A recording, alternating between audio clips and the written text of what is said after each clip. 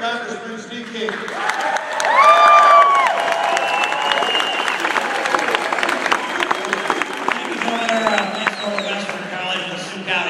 And everybody for coming out here today to make this a big, big event here in Northwest Iowa. I so badly wanted to see Mitt Romney come into Northwest Iowa, and all of you cooperated to make it a great, big success. I'm sorry there wasn't room in there for everybody that came to see our next president. But you're here. But you're here and you're part of it and you're part of this effort. And I've watched the effort that you've turned out here in Sioux County. I've been here on presidential election night and watched the phones working, watch them pulling out every vote. You got people that maybe don't show up to vote, you go find them, you give them a ride, you get them to the polls. You make sure there's a great big turnout here.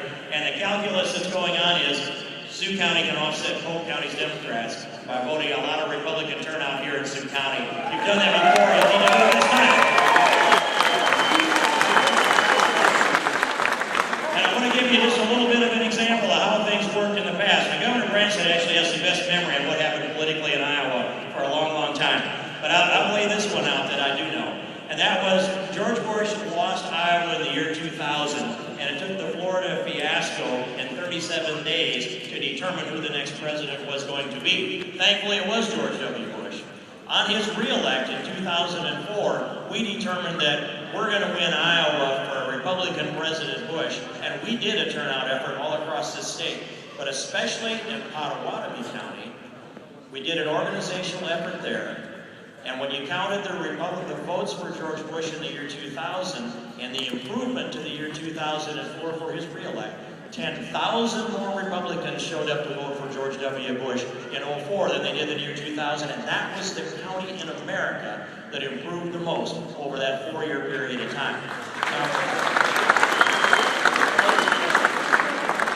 What happened in Sioux County that year was, first of all, in Polk County, George Bush lost by 9,000 votes, but he carried Sioux County by 10,000.